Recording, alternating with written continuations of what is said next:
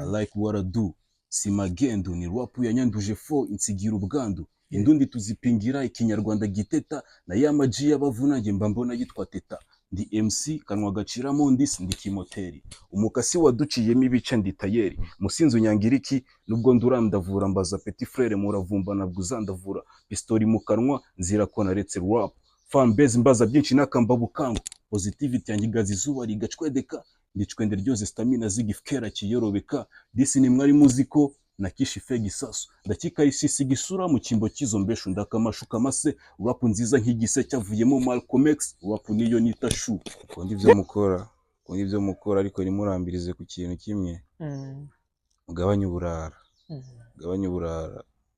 ko kino kiganiro twakigize icy'umuziki cyane niyo nubwo twagiye tuvangamo tuntu ariko sha urara buruzuye kabisa mugabanye uburara bro ntabwo biriya bintu byo bigize umuntu uzi ubwenge ntabwo bigezweho man ntabwo ibyo bigize umuntu usirimutse wize cyangwa se uzi music cyangwa uzi ukira umupira uburara drugs abajene kabisa tuziveho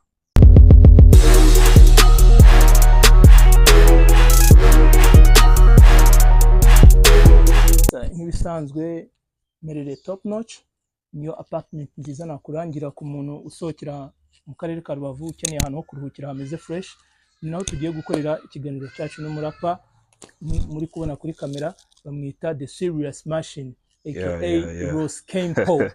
Yeah bro, what's up musaza everything Gucci Gucci ndabona urakeye bro wambaye zakanzu twita iz'amavuta bro ini style nk'iya Jesus sibyo umwambaro ubundi wabita umwambaro w'abantu bari sage man umwambaro w'intumwa n'abahanuzi bro kabisa bimeze bite se namahoro ndashima Imana kabisa wabaye umuhaji kabisa kiroso uswagira ngo usigaye uba mu barabu bro umva yewe kimishijwe no kuba ndi hano kabisa kuri Chaos kabisa kuri channel yawe ni ibintu by'agaciro sana man ni support ni love numva ko ntabwo nanjye nari kugotwa nkuko twabikoze since day one ndabyibuka kuva zamani uburyo twagiye tubikora kabisa Ross Kempo man kugeza uyu munsi ni icy'ubuzima man umaze kukwigisha bijyanye nuko turi hano nonaha utarabitekerezaga uribuka man ibihe twanyuzemo zamani tukiri abapeti turi secondary urumva twiga za isige urabyibuka man uburyo life yari imeze tutari retrouva turi abajene man basanzwe baraho ariko uyu munsi abantu bari kureba iyo mpeta urumva bahita bibwira nyine ibyari byo man bijyanye n'imyaka twarimo back in the days like 2010 kugeza uyu munsi 2024 umwana avutse kijya gihe uba afite imyaka 14 man sibyo niba ntibeshye bro duhere aho ngaho kwanza man ni icyo ubona life man ubuzima bijyanye n'urwo rugendo ubuzima ni movement urabona yaba ubuzima atari movement ntabwo batugeza aha ngaha ubuzima uko bugenda bisaba ngo nawe ujyane nabwo tu ibicare hamwe urabona iyi ntebe niba wayisize aha ngaha uyu munsi ejo nuza n'ejo bundi ukongera ukayihasanga urumva nta kintu kizaba cyakozwe ariko niba ubuzima budusaba ko tujyana nabwo urumva niyo mpamvu aho wahereye uvuga za demi-combie ubungu arahuri hashimishije kuko hari icyo wakoze we waravuze ati ubuzima buri kuguruka reka ngurukane nabwo ninza n'ubugoryi ndasigara nurangara ubuzima iyo burangara rero burasigara kandi tukanamenya ko twarabutijwe nyine nkuko Famani yavuze ubuzima dufite nubwo twatijwe igihe kizagera gusubira iyo bwavuye ariko ibaze gusubira iyo bwavuye nta n'ikintu bigeze ubukoramo utarabubyaje umusaruro waba wizezenge tu nkuko ubivuze nyine ukavuga ati ubuzima ni move natwe turi kuri move niyo mpamvu twaramuvinze turamuvinga till now Kel ziravuka urumva uyu munsi man turi kuri TV yanjye uru ni uruganda rwanjye man ndimo kurera rurimo gukura urebyeho natangiriye umwaka ushize naho ndi uyu munsi ndashima Imana cyane bro kuko umaze kugira umuryango w'abantu 1600 bro urumva nanjye ndimo kandi nawe urimo bro mu mezi make mani mu mezi 9 urumva kugeza naho byagize nyine YouTube ikavuga uyu mujene arakora reka tumuheze application ya applying applyinga baza kunshyira muri YouTube partner program. Ubu nyine uruganda rwanjye rwatangiye kubyara amalare konzi kabisa konzi byakaye. Nkuko nari mbigarutseho man life twanyuzemo zamani bavuga ngo urugamba twarwanye hari abasirikare benshi baruguyeho man. Twebwe twagize amahirwe turuvaho man turi bazima. Iyo mvuze gutyo man hari abajene benshi twarazamukanye niba bavuga ngo bagoswe niba bavuga ngo byagenze gute hari abaducitse of course, ariko hari abari hano hanze nyine batarire turuva bataramenya ikintu cyo gukora ko gukora ari ngombwa. So uyu munsi nkuko abantu babibonye man wabaye mariye nanjye mba mariye urumva uribaruka nanjye ndibaruka. Uyu munsi man turi kuganira none nk'abantu babagabo twagira ngo tuba kwiganana yigo man kubitaka gutyo bundi babavuga ngo nuba uri muri gang cyangwa crew urimo man psycho urimo ujye ureba ko itagusiga man nubwo mwese mutabigereraho rimwe ariko psycho ntigusiga ntigusiga kandi niba ubona psycho urimo move urimo man abantu mugendana nta kintu kizima bakugezaho kana nabo man wikomereze move zawe urasota kabisa ukabavamo niko bimeze. Tugarutse kuri ibyo wenda bro uyu munsi tugiye kuganira ariko turi kuganira n'umuraperi man.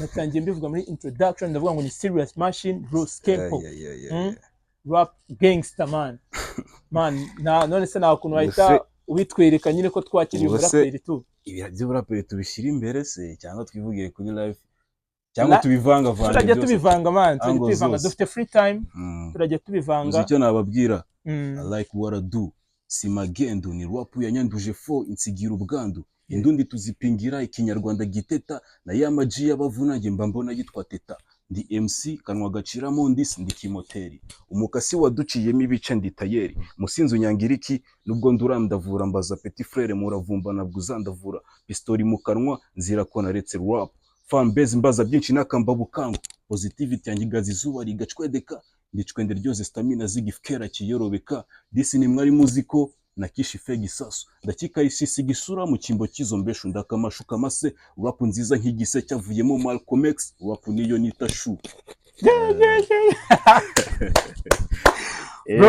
rigutyo man track zawe zose nyinshi wagiye uzirikodinga tutari kumwe ariko wajya kuzilizinga twaba turi kumwe no gukora video zazo za 2016 twabaga turi kumwe urumva ndwa G3 ni nyinshi man za contract GWA contract zose akenshi nabaga mpari cyangwa se mfite amakuru man ariko iyi mirongo ukubise numvishe man nta hantu nyiza.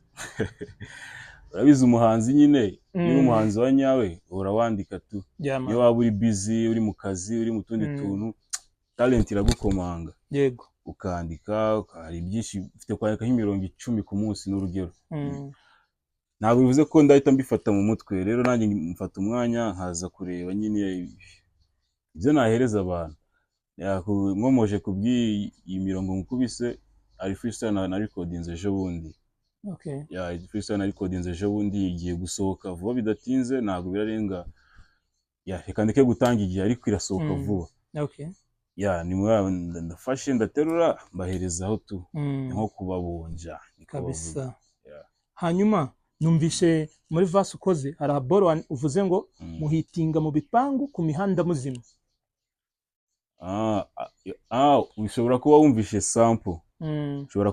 sample kuko muri studio twari turi kumwe ni recordinga muri indirimbo nyine ibyo ngibyo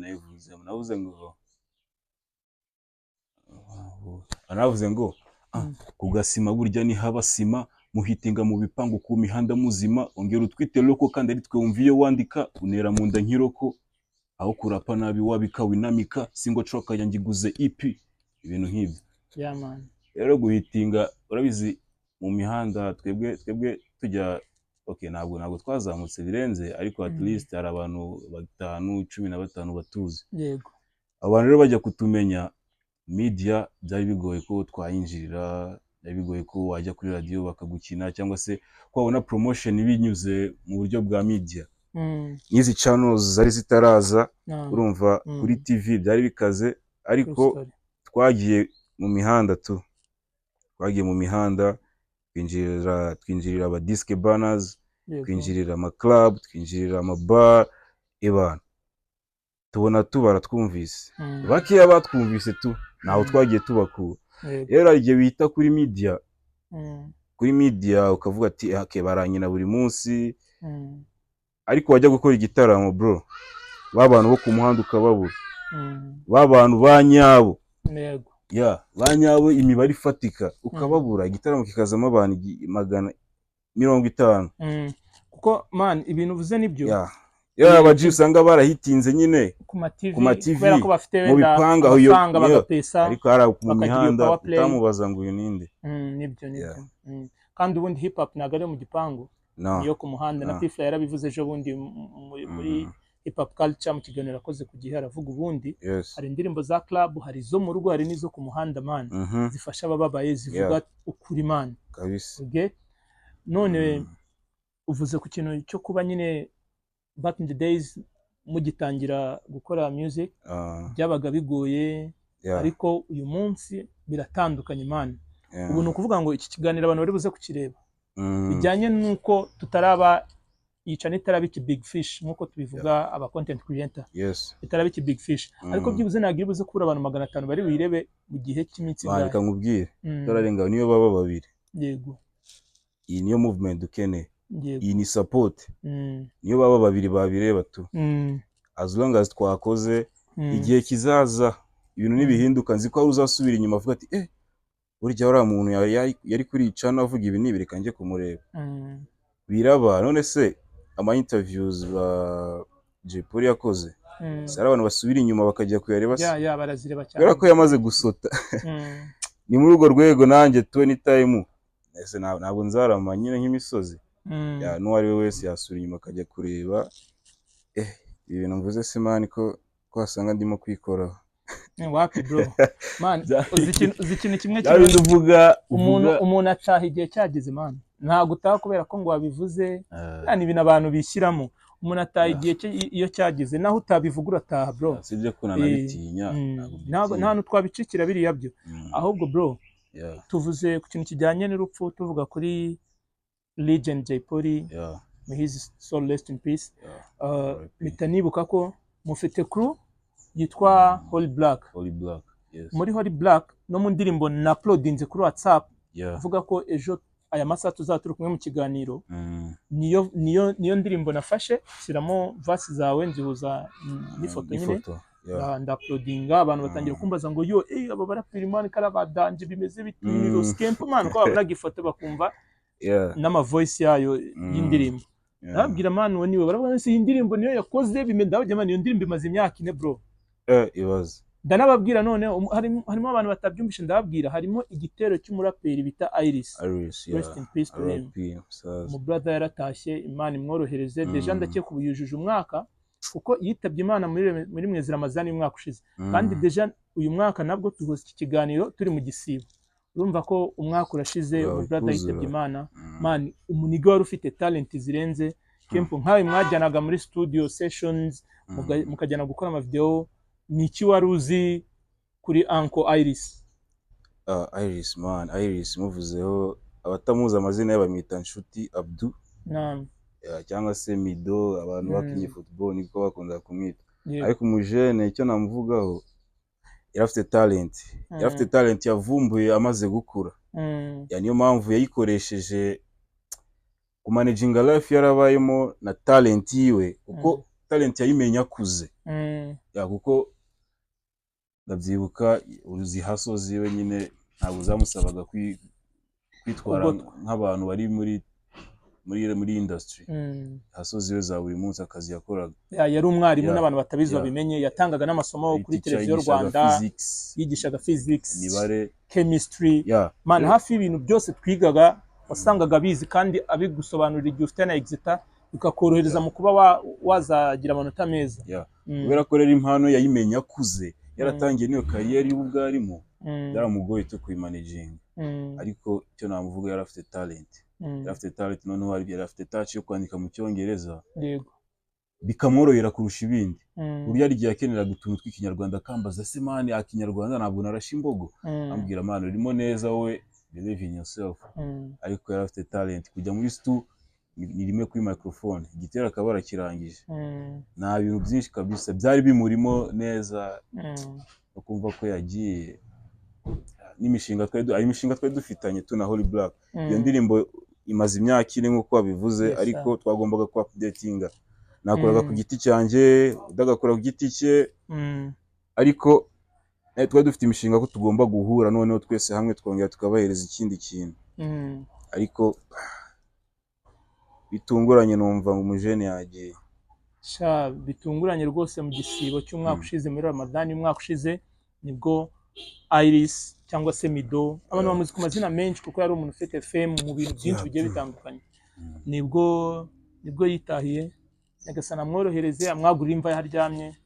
Hanyuma man, muri life yubona turi gutegura imishinga, ukabona gutya, ukabona umuniga umwe agize gutya, nyagasana aramwisubije.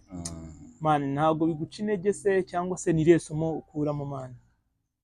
Ngenda ndabizi nkuko natangiye mbikubwira, ubuzima dufite nubwo twatijwe, anytime uzasubirayo tu. Ariko iyo mpamvu ngewe nta mwanya ngira wo gupfusha ubusa bro. Umwanya wo gupfusha ubusa ngo urambona nayagaye nta kintu ndi gukora.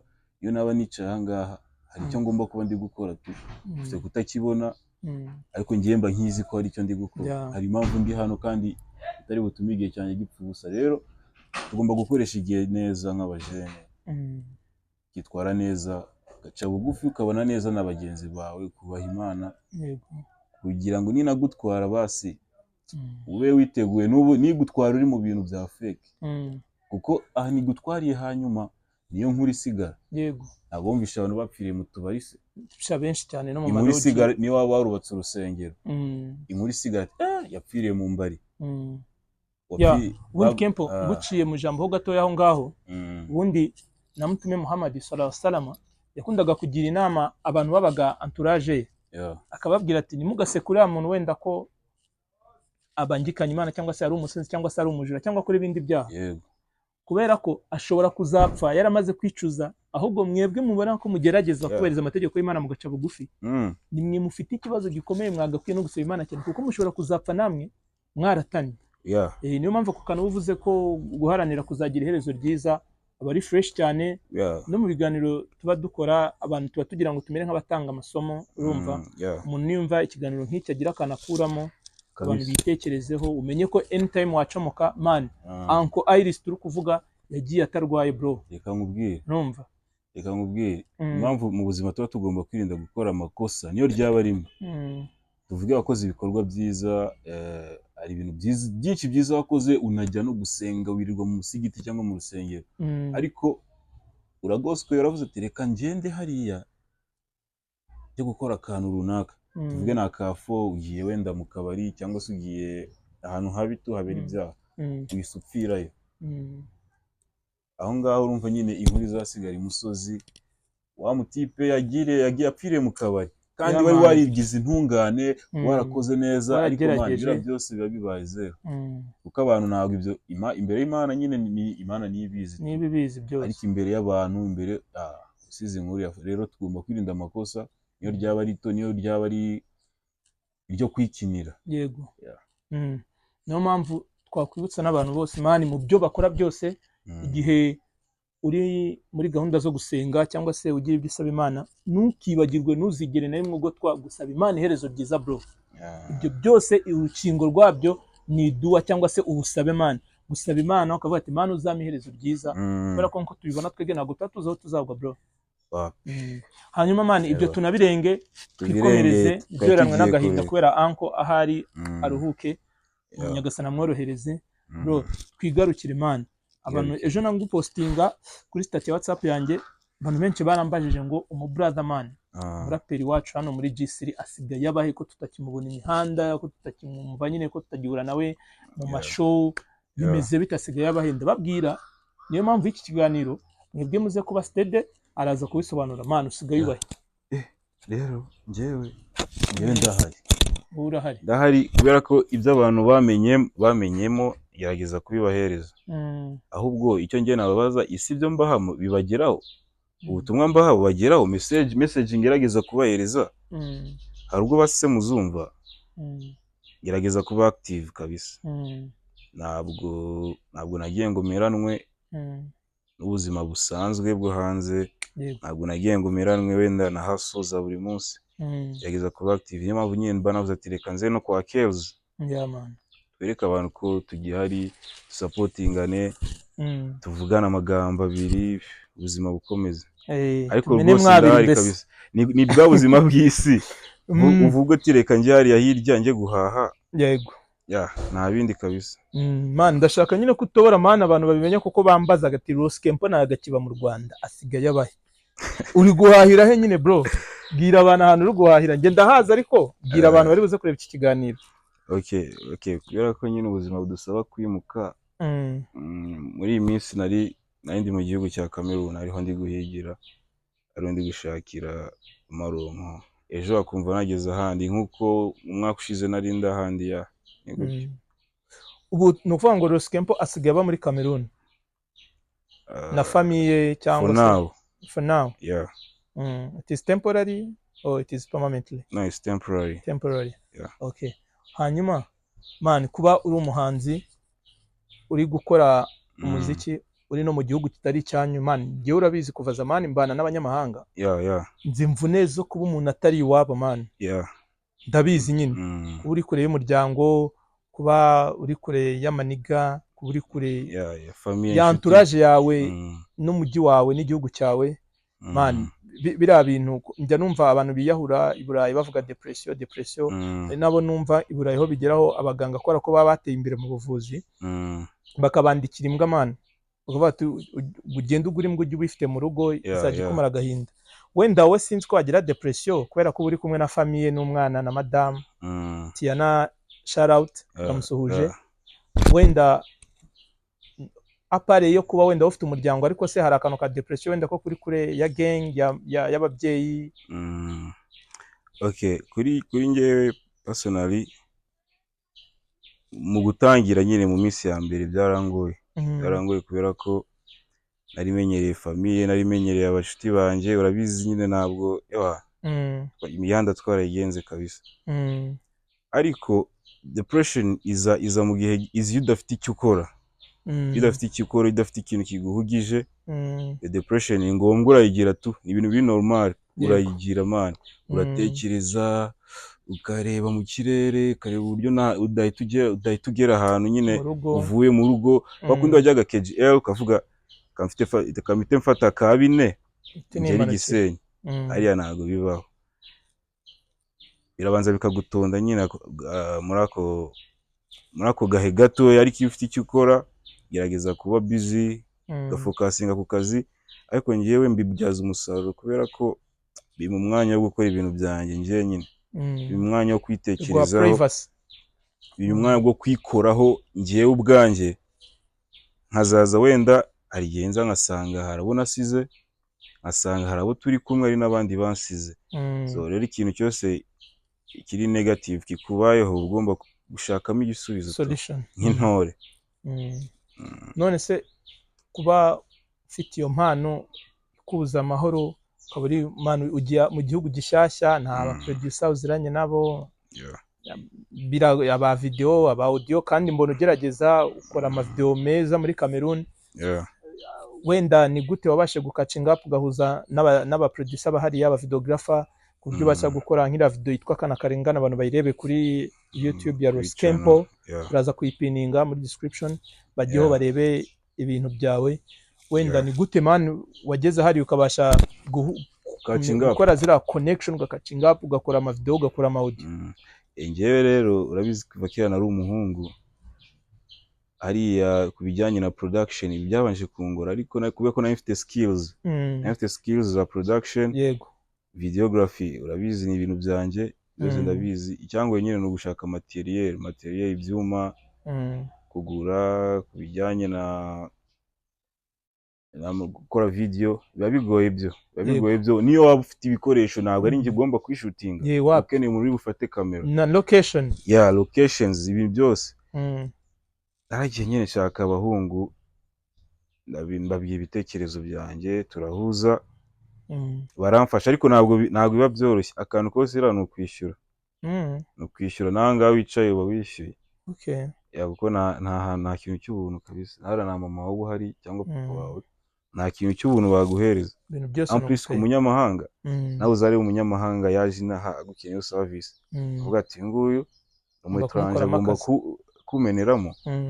Nahaya ni gutyo bimeze ariko nyine bwa za skills nari mfite kuri music production videography zaramfashije kuko niba ngomba gukora video yuzuye hari igihe mbwira umuntu ati dufata amashusho gutya na gutya editing ndayimenyera urumva aho ngaho bampasuyemo kabiri kuko editing ni irushya cyane music na gutyo kuko ururimi ngenderimba mu Kinyarwanda nubwo mganira nabo mu birimi byabo by'abazungu by'ibinyabazungu yego ariko ku directing kubabwira uburyo indirimbo yishakamo navyo biroroshye yari akazi kabo nawe ufite skills muraguhuza ariko ku ndimi kuko mfite kuririmba tuvuge ngo zindirimbo ndarapye ndashimbogo si niba atari njye ubyumvishe ko ndashimbogo we ntabwo ari bubimenye ko narashimbogo kuko ntabwo yumva Ikinyarwanda nibyo urumva biragora bisaba kumba paying attention cyane kugira ngo indirimbo yanjye itazamo amakosa uko ntabwo bizamworohera kuyakosora yes.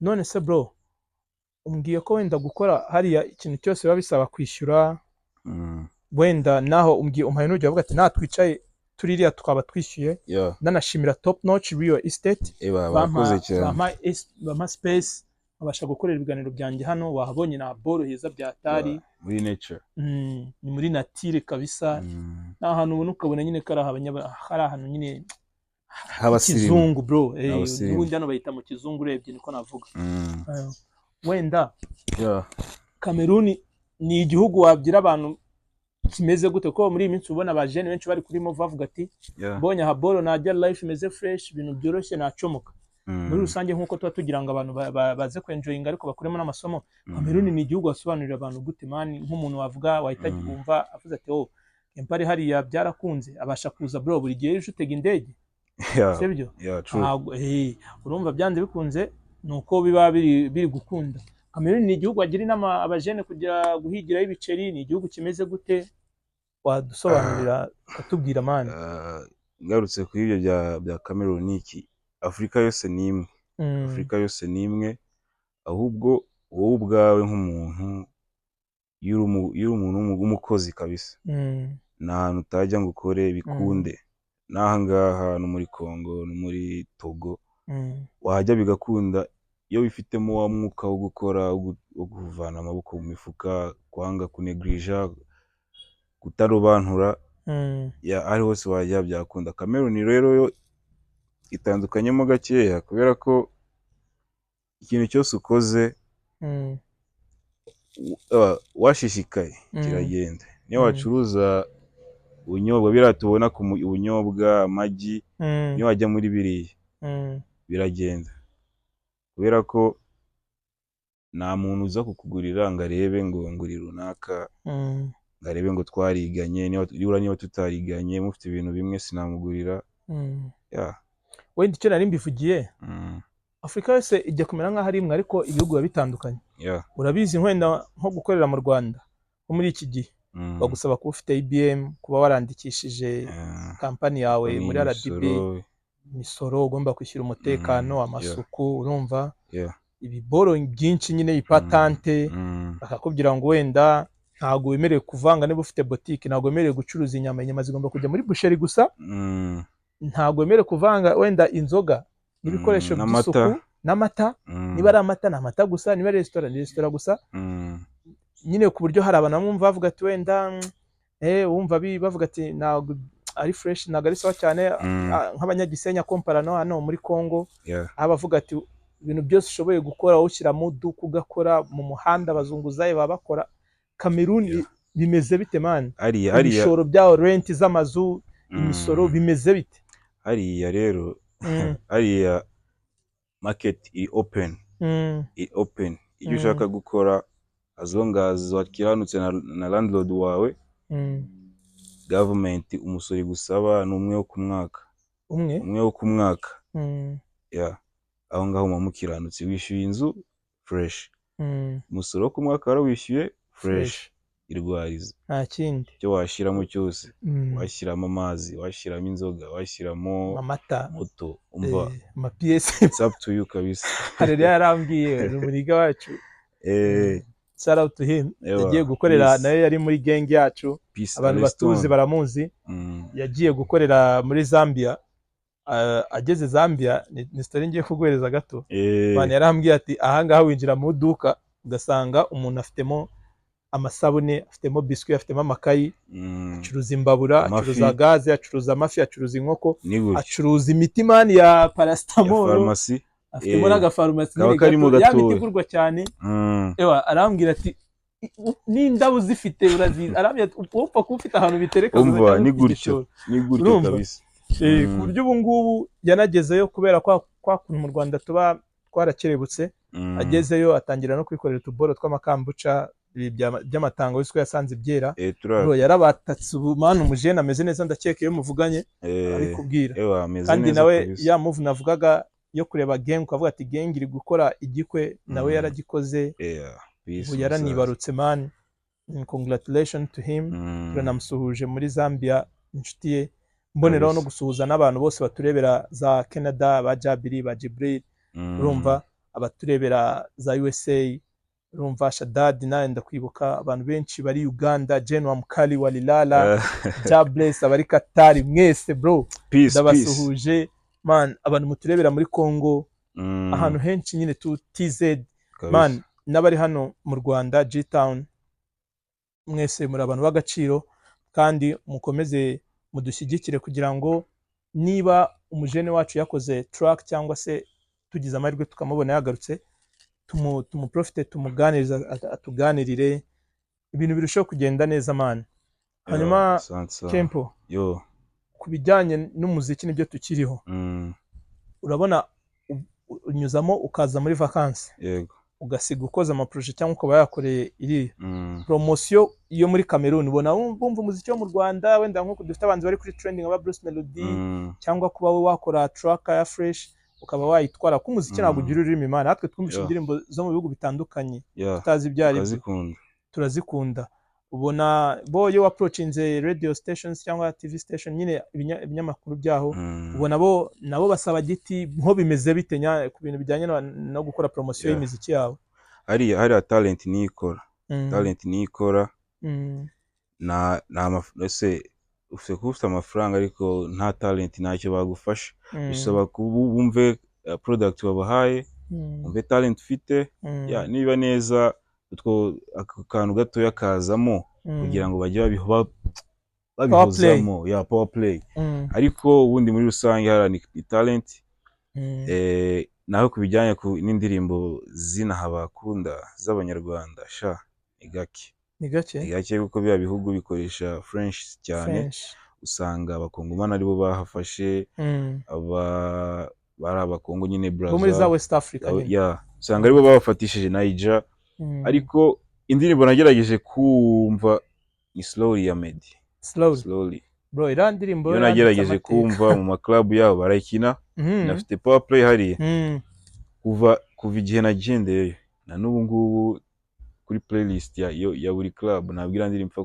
kubura mu makwe ntabwo bazi uwariwe ntabwo bazi ngo ninde ntabwo bazi ngo avahe gusa barayizi indirimbo yo barayizi indirimbo yarabikoze umva ni ira ndirimbo nayindi na Bruce Melody n'amahita ari gukora yego komana yanjye ntabwo nigeze mwumva Diamond ariko we nyine we ni Diamond star Simba rega niwe muhanzi wa mbere ukinwa keretse nkanje mfite gukoresha karori cyangwa se nkakore nkicurangira ashiramo Bruce Melody urumva ntihagira umuntu utambuka hepfo y'iwanje nk'umunyarwanda aravuga ati Melody yaragafashina ariko atazi ko ari umunyarwanda mugenzi wa mucuranze ariko umunyagihugu na Melody azi okay no kuvuga ngo bo umuntu bazi ni president na wundi umusaza we umusaza ni uzwi gusa president na wundi kabisa hanyuma hari abakinnyi b'abanyarwanda bigeze kujya bagerageza kujya gukina Zambia ba Mirafa basisinyo hari n'abandi ntibuka bigeze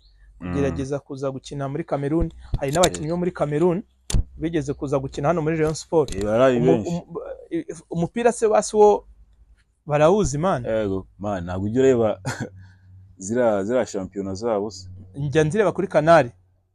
Reka nkubwire ahubwo iyo mico inaha yaracitse. Bya bindi bya kera twakinaga za karere hariya ntabwo biracika. Biracyahari. Karere zo mu makartier, zo mu petit stade, abapeti baho wa football ni mu maraso. Mu maraso umupeti ungana nkande ufite 15 afite gukubita kick ukagwa hariya hirya. Baba barariye neza. Ewa niba ari gukina football ayikina biri pro. None se apare yo wenda twumvisha ko umuziki we ntago muri Cameroon babasha kutwumva. Nibibaho. Ku mupira naho ndumva naho bakunze umupira w'iwabo. Cyane. Nk'ikintu se abo ugerageza kuganira nabo mana bakubwira baze ku Rwanda apare yo kuba bazi his excellence PK, ikindi kintu wenda bakubwira baze ku Rwanda nkabira abantu usanga bavuga ngo tugira ababebi beza, igihugu cyacu gifite isuku n'umutekano, cyangwa se badukundira man bakundira nk'abanyarwanda ni nk'iki? Ikintu bazi ku Rwanda ni isuku iri mu gihugu. Abatubwira gusa dufite igihugu cyiza. Ikindi bapfa kuvuga bavuga ko turi abantu nyine b'inyangamugayo. Biragoye ko njyewe nk'umunyarwanda najyana n'umu Nigeria cyangwa se umukongomani gusaba akazi cyangwa se gusaba ikiraka runaka ngo bakimuhe njyewe bandeke. Bavuga uyu munyarwanda ni uri honnête, ni urakora akazi neza. Kuko bari abantu ni inyangamugayo turabazi. Aho ngaho turatambuka cyane. Cyangwa se bya bindi kutambuka ku kibuga cy'indege kugusaka iyo babonye passport yawe ari inyarwanda. Bareba aho tubyo kugira barangiza umuhango kugira ati komeza. Urumva nta kantu keza kadutambutsa ahantu henshi cyane. Naho ibindi byo rwose biragoye. No kujya nyine mukomeza nk'abanyarwanda muri hariya mukaduhagarira neza kugira ngo n'abandi bazaza bagiye babona iyo avantage, kubera ko maze kuganira n'abantu benshi bambwiye ko hari abashiti banjye bari muri Qatar bambwiye ko abanyarwanda nabo bantu ba mbere muri Qatar umwarabu akunda. Ngo ubusanga umunyarwanda ashobora kumara umwaka hariya bataramuhereza warning mu kazi, ariko abandi bantu za Nigeria, za Kenya bakubwira ati ahubwo boss ndagukubita unyirukane. Urumva ariko bisigaye binatuma abanyarwanda bajya muri Qatar ari benshi kubera iyo discipline. Tunashishikariza n'abandi banyarwanda nyine baba bari hanze y'igihugu kujya baduhagararira neza kugira ngo nyine igihugu cyacu gikomeze kibranding, tugire iyo soft power yo kuba turi abantu bari straight, bari serieux kandi bashoboye man. None se bro, iyo urebye kuri ba wagiye ukagaruka gasa byanze bikunze hari ibintu biba byarahindutse sibyo? Waduha urugero uravuga ati intebe ye ntago ishobora kuva ahanire, ariko umuntu muzima ubundi abagomba kumuvinga. Iyo urebye uburyo G-Town yahindutse, uburyo imihanda yubatswe, ama bus station, amasoko, amazu, ukabona ama location yariyongereye mu mujyi, ibintu wenda byaguranaga kera cyangwa se ukarana n'iterambere muri rusange rya G-Town. Ubu bibona gute man? Umva ni ibintu bishimishije cyane kubera ko ari igihe umuntu agera za KGL ukabona nyine umujyi, of course umujyi uhagarariye igihugu ni capital, ariko ntabwo igomba kubaho yonyine. Ntabwo igomba kubaho yonyine kabisa. Niyo mpamvu iyo turi kubona Gisenyi iri kuzamuka, Musanze iri kuzamuka, imihanda, amazu meza, bavuga okay u Rwanda in general rugiye kuba fresh, rugiye kuba rwiza, usibye kuvuga ngo ni Kigali gusa. Kigali niho hari imihanda myiza, Kigali niho hari imodoka nziza, Kigali niho hari amazu meza.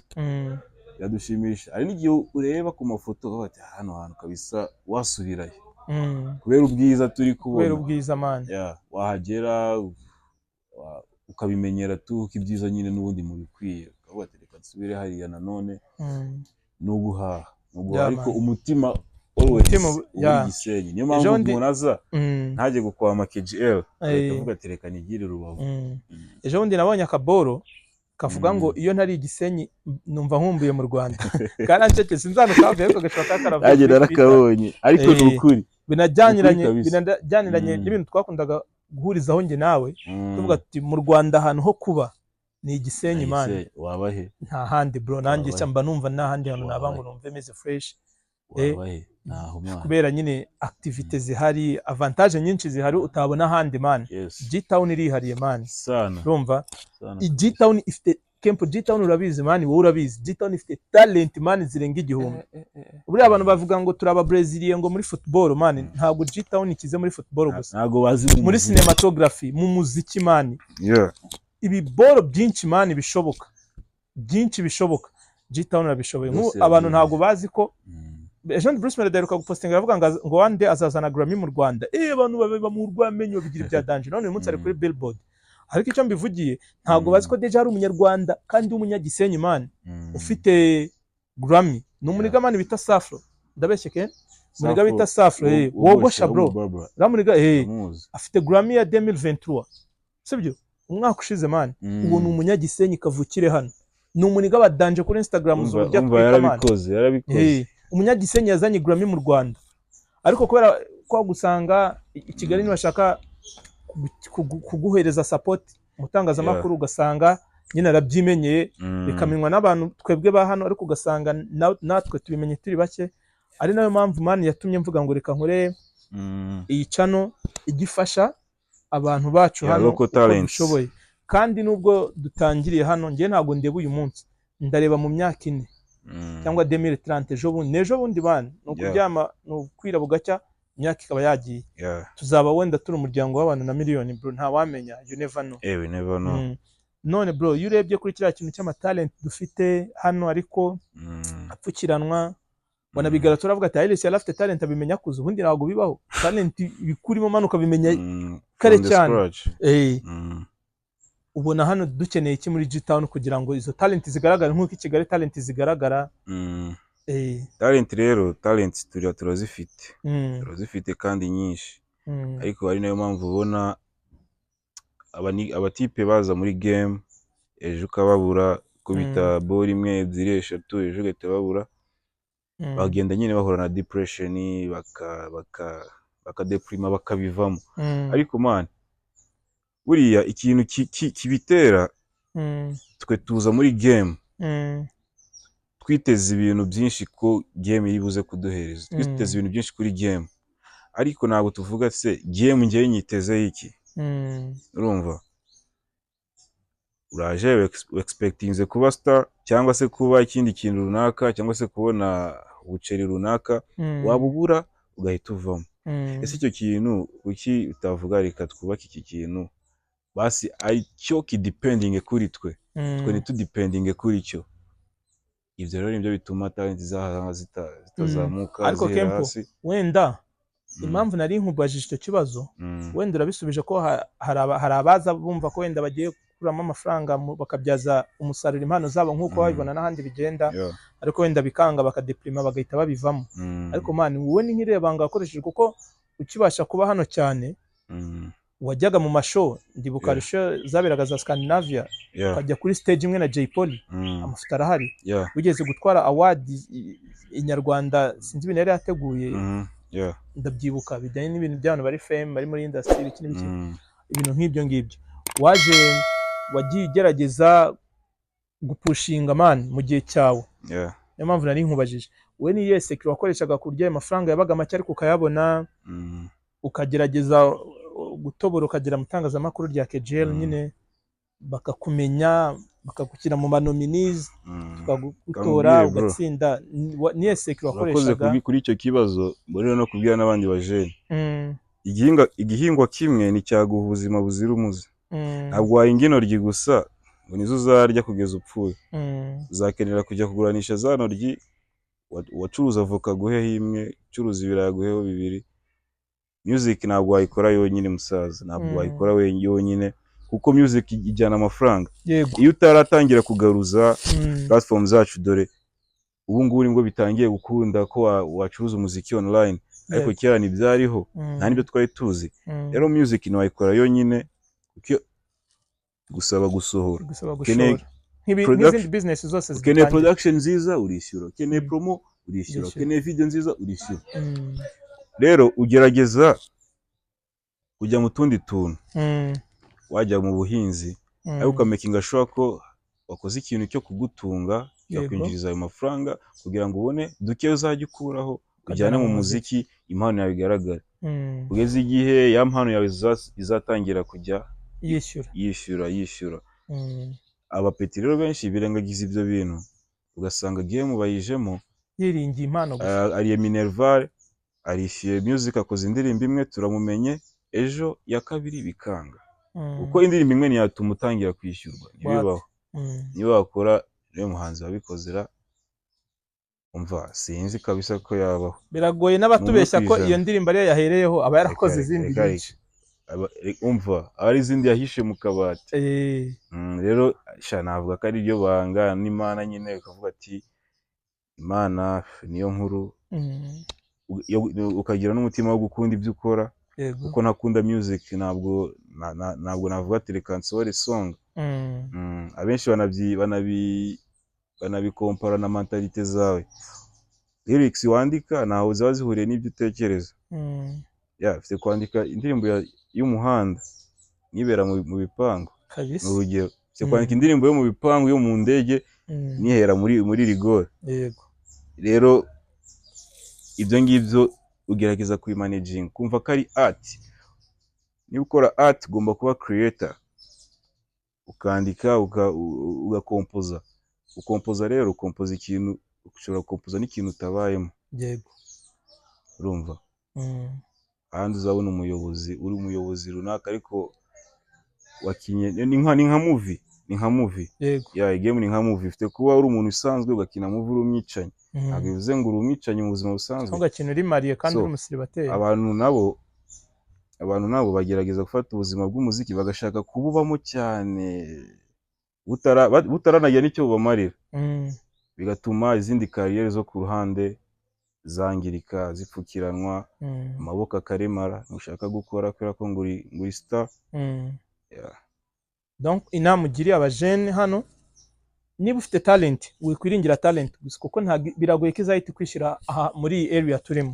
Gira kandi kazi ukora ujye ugakora amafaranga ushyire muri amano yawe gake gake, bari bikunde wizere Imana cyane. Igihe nikigera uzashininga none y'amana itangire ikwishyuriye. Kandi kuko na Bruce Melody yakoze imiziki n'ubundi asanzwe afite ari umuproducer, asanzwe ari umuntu utigita. None uyu munsi Imana ari kuri Billboard. Ibintu bidasanzwe byari bigoye ko bizabaho. Yanagaye n'abanyamakuru mani bamwe aho kugira ngo bandike kiriya kintu bamushimire, Minisiteri ya Siporo n'umuco mushimire ya brandinze igihugu mani. Urumva ku rwego rw'isi ahubwo uri gusanga ngo shaginga arashaje bro, arashaje ariko reba ibintu ari kumukorera. Nine sudashaje. Uzitugize amahirwe yo kubona abahanzi bacu bose bakorana n'abahanzi bashaje bari ku rwego, bari ku level ya Shagi. Umuntu kujya muri za Good Morning America, za ABC News man, bya binyamakuru twabonaga turi kureba amakuru yo muri za Ukraine nahe bikomeye cyane man. Ibinyamakuru biri strong, ibinyamakuru by'investing muri politike z'ibihugu. Ari ikinyamakuru ko kikaba cyakora mu president runaka. Urumva abari ibinyamakuru bikomeye ntago birabina bari imikino, ahubwo kwera ko umuntu abonaho umuntu baziranye ahita yumva ko ari ibintu byoroshye. Ibyo nakubwiraga kwita ku kintu kimwe ibindi ukabireka ni bibi. Kuko niba ndi umukinnyi w'umupira umunsi navunitse se nzakora iki? Ninita ku bintu byo gukina umupira gusa nzakora iki? Niba ndi umuhanzi cyangwa ndi umunyamakuru umunsi narwaye ijwi rigasarara cyangwa hakagira izindi mpamvu zituma utazongera gukoreshwa ryari bakaruca, ntabwo nzakora se. Rero ibintu byose ni byiza gufata ikintu kimwe ariko n'ikindi ntukirekure. Never know. Waruvuze ku kintu cyo kuvuga ngo kera umuntu yakoraga umuziki nta n'uburyo yagerageza no kugaruriza mu kuwucuruza amafaranga yawushemo wenda ngo binarenge inyungize. Ariko uyu munsi nyine ubwo buryo burahari. Kempo, wowe ukoresha ubuhe buryo uri gucuruza umuziki wawe? Muri gucuruza umuziki hari imbuga zibigufashamo, hari distribution companies zibigufashamo, nko kujya mu iduka ukagura, nko kujya muri supermarket harimo ibicuruzwa ukareba icyo ushaka ukishyura. Nazo iyo distribution ikikora fata umuziki wawe ikawushyira ku isoko, buri umwe uwumvishe cyangwa se buri umwe uwukonsomye aba ari pourcentage zigomba kukuzaho. Yihuza ziriya mbuga zose za Spotify, Deezer, za YouTube, Audiomack, irazihuza ari nka company 50. Umuntu wese rero uzaklika ku ndirimbo yawe ashaka kuyumva hari udupourcentage tuzakuzaho.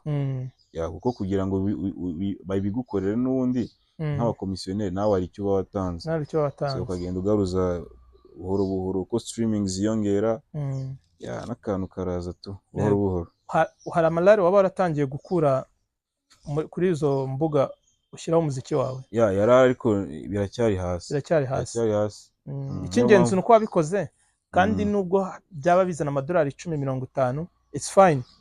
Ni time zagera ibintu bizakura. Uko fame yiyongera, streaming zikiyongera n'abantu akantu kakabona. None se Kempo, nubwo bigoye ni icyo uri gukora kugira ngo nyine fame izina rikure, abantu bagiye kugusacinga kuri izo mbuga zicuruza imiziki, ukomeze kwinjiza amafaranga? Uri gukora iki? Icyo ndi gukora cyangwa urateganya gukora iki? Icyo ndi gukora ndateganya kwagura, kuko nubwo turirimba ikinyarwanda, yego, abantu nyarwanda benshi ntabwo baramenya kujya kumva umuziki ahantu bari buwishyure. Ntabwo ibyo ngibyo barabimenya cyane. Numva market iduha amafaranga ni abanyarwanda baba hanze kurusha ababa mu gihugu. N'ababa mu gihugu barahari ariko ntabwo ari benshi. So rero icyo turi gukora ni ukugerageza kwagura, tukirinda gukora ibintu biri local, production nziza, lyrics nziza, tukavanga indimi ko turazizi. Imana nayo ikazakora ibyayo. Wenda mu buryo bumwe nzi umuntu arushaho kuzamura izina rye, yego hari gukora ibintu bifite qualité byiza biri mu ndimi zigiye zitandukanye, harimo no kugerageza kwisunga abantu bari muri ibyo bintu bafite izina, gufeaturinga n'abandi bahanzi. Ndakekura urugwita ubyumva. Wowe kubijyanye no gufeaturinga n'abandi bahanzi urabitegura, urabiteganya, bimeze bite? Ni ibintu ntekerezaho ariko ndacyarimo kudiscoveringa sound yanjye. Sound yanjye iri unique, ko buri muhanzi wese aba akeneye uniqueness.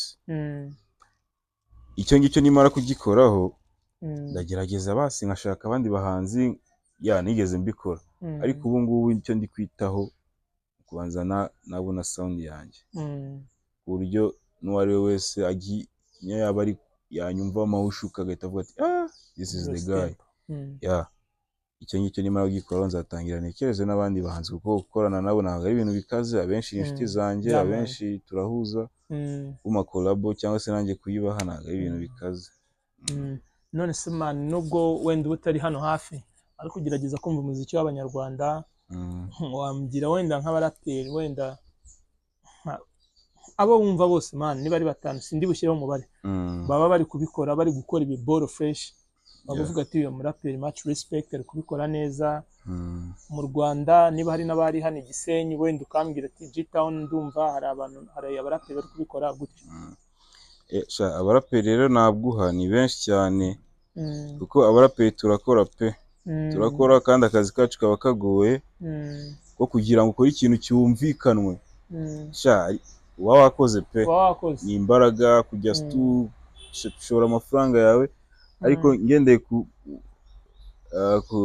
angahe Gisenyi, yo turabizi abaraperi bari gukora benshi cyane. Gisenyi abenshi ntabwo barimo gukora, ntabwo ndi kubabona tu, n'abari kugerageza gukora akaririmbo kamwe ejo bakaza, ariko for now bishaka nobody. Byumvikanye. None se tugera no mu bari gukora fresh, abari gukora fresh wenda kuri level iri international mu Rwanda, wambwira ko ari nk'aba, nubwo wambwira babiri barahari mu Rwanda. Abo mpfana se bari gukora neza. Ushobora kuba udakunda uburyo umuntu akoramo umuziki, wenda uburyo aririmba, ariko cyangwa rapa, ariko ukavuga ati nemera ko ari gukora man. Umuraperi active ngo sinakubwira ndi mana yanjye, ariko Dani arimo gukora, ariko yigire mu afrobeat n'amapiano, yakoze comeback nyine rigambajije, ariko still abayitwa umuraperi. Nuko indi beat irahinduka, ariko we akaziza amarapa. Rero ari gukora kandi ari active, yakoze na show yaritabiriye, urabona ko nyine umuntu uri mu kazi. Naho abadanje bo nakubwira bo baba bahari aho bari, bakemozera, ariko nawe ari mu kazi, ari mwibagiwe man. Bayish man bari gukora, yakoze lebo, aba streamers be kuri audio mark bari kuzamuka, ba Bush nta gitaramo gikomeye ashobora kuburamo. Kandi nkaba bari gukora kabisa, ko zamani igihe Gisenyi yakundaga kwakira amashow menshi bari abantu mwahuzaga sana. Numva ko cyangwa se nanjye nakwishimira kubona hakoranye ingoma n'umusaza mukanayishutinga. Ndeka ko cyaba ari ikintu cyiza mu bitero. No kuzabitegura wenda next time ugiye kuza tukareba mani. Why not? Wasanga byanakozweho. Ntawamenya wari ukumbwira ko après-midi uri buze kujya Kegel. Ese ugiye kwitegura gufata flight cyangwa se nubundi urabugiye muri gahunda z'umuziki biraba bimeze bite? Ndaba ngiye muri deals z'umuryango bisanzwe. Okay. Nanagerageza nyine urabizi nyine waje ugomba gukora ku tuntu twinshi cyane ufite igihe gito ugomba kukibyaza umusaruro. Rero musically ibyaho narabirangije for now inaha ariko Kegel ndaba ngiye muri deals za famille. Okay. Ndumva ni fresh. Ubwo nyine niba uza guhaguruka après-midi uze kujyana n'urugendo rwiza. Hanyuma ndabona turi kugenda tugana ku musozo. Sinzi niba wenda hari nk'inama wagira abandi baraperi bari inaha G-Town, kuko man ufite experience, wabaye muri production, uri umuhanzi, muri photography, videography, ibintu man, iyi career inaha uri umwe mu big fish. So ndumva ko ntago byanze bikunze wabura inama ugira abajene yabafasha kandi ukabaha na courage. Ikintu nababwira rero abajene mukunda ibyo mukora ariko nimurambirize ku kintu kimwe. Mugabanye uburara. Kuko kino kiganiro twakigize icy'umuziki cyane. Nubwo twagiye tuvangamo tuntu ariko uburara buruzuye kabisa. Mugabanye uburara bro. Ntabwo biriya bintu bigize umuntu uzi ubwenge. Ntabwo bigezweho man. Ntabwo ibyo bigize umuntu usirimutse wize cyangwa se uzi music cyangwa uzi ukira umupira. Uburara, drugs. Abajene kabisa tuziveho. Niyo wazifata ariko amaherezo yabyo ntabwo ari meza. Urubyiruko tugerageze kuko ntabwo biri muri music gusa cyangwa se muri career za entertainment no mu bindi. Hari n'abapasiteri bikora, hari abashehe bikora, hari abanyonzi bikora, abapolisi. Muri career zose harimo ko tuelema tutameze fresh. Rero tugerageze twibuke ko ubuzima ari ngombwa. Ubuzima ari ngombwa, kuba ufite ubuzima, sante nziza, uhumeka fresh, nta birwara bikomeye urwaye. Ibyo byose nyine biterwa kuba waririnze biriya bintu byangiza ubuzima bwawe. Rero ubwo burara tubugabanye. Ikindi dukunda umurimo. Isi yarahindutse. Icyo ushaka cyose nta wundi muntu uzakiguhereza usibye wowe. Ntawe. Ejo family yawe izaba dependinga kuri wowe. None uri kwishinga abana badependinze kuri family zabo. Urabona utarayobye. Gerageza uhinduke ube umuntu w'umugabo. Ibindi nyine urya show gakeya mu rugero. Yes. Ubundi manyeka ko iyi myaka tuba turimo ntabwo ari imyaka yo kurya show cyane, ahubwo ari imyaka yo gukora cyane. Noneho tukazarya show mu gihe gikwiye man. Hari quote ivuga ngo the deal is not to act like rich. The deal is to be rich. Kandi urumva ntabwo uzagira ku bukire man uri muri drugs cyane. Ntabwo uzaba umuraperi mwiza cyangwa umuhanzi mwiza uri muri ibyo bistaff. Bazagufunga man na leta iba yarakaniye byatari. Bapeti bari kurya za burundu, abandi bari kurya ama 25 ama 15 man biturinde inabirinda abajene muri rusange. Ariko n'impamvu leta bashyizeho mu kazo nuko nyine iziki icyo kintu atari cyiza uko ubivuze. Umuryango ejo uzaba dependinga kuri wowe. Ejo uzaba warakuze man uzaregret igihe wataye. Ariwe chef de famille. Urumva ntabwo ibyo bintu wabigeraho. Uyu munsi uri gukina na time yawe man. Warangirije ubuzima bwawe. So Kempo wakoze bro kuza. Ndumva tugiye gusoza. Mu gusoza ndasaba abantu harya iriya freestyle baraza kwisanga. Tubwira ahantu bari buze kwisanga. Kubera ko sinzi igihe ikiganiro kiri bugireho ariko cyajyaho nyuma cyajyaho mbere, igihe cyose izasohoka bazayisanga kuri channel yanjye ni Ross Kempo, IG nkoresha Ross Kempo, n'ariho hose ni gutyo. So nanasoza man gushimira kabisa wakoze man true story wakoze kuma ino time aganiza abantu banje abantu batari bamperutse kabisa niwe ngiye amakuru yanjye nayo ngaya meze neza ndashima Imana ndacyakomeje movement yego nagucika intege dusupportingane wakoze kuma time nanjye nakoze kugwa time nanjye ndishimiye man wenda nanjye mu gusoza ikintu mvuga abantu ntabwo bakwiye gucibwa intege n'ibihe byahise byahise byarahise tugomba kubyigiraho gusa kugira ngo dukore fitire imeze neza ese tuba dufite past zitwika ariko past irakwigisha nyine ukamenya future amabara yaba yarakozwe menshi cyane ariko nyine ukamenya ko igihe kigera cyo guhinduka cyangwa se n'icyo gufata umurongo ngenerwaho ushobora kuba unzi mu buryo butari ukurimo kumbona anye nshobora kuba mfite ahantu nkuza ariko nyine birahinduka bimaze ikize none se uragendera ku bintu byo muri 2001 kugira ngo bigende gute wapi ibyo ngibyo naho byakugeza reba ibya nonaha reba ibyo umuntu arimo une ku judging sibyo ko judgment yawe nayo nacyo yabimbwiye uko nyine ninjushira icyo njya ku meza nagarushye gishira so icyo nanjye navugaga abajene ntabwo bakwiye gucibwa intege wenda nuko mu gihe cyashize kubona promo byabaga bigoye byanze bikunze uyu munsi zamane nta radio wenda yari hari inyuma haje kuza radio imwe ariyo RC Rubavu uyu munsi hari Isano Radio uyu munsi hari ama YouTube channel hari n'abandi bantu bazaza nyuma yacu wenda tuzajya kubona tukabona movement yabaye very tight tukaba benshi uburyo gukora promotion bizajya biba byoroshye so ndashishikariza buri muntu wese ufite talent yumamagara akambwira ati wenda Kells nanjye nkeneye interview abo bantu bawe bamenye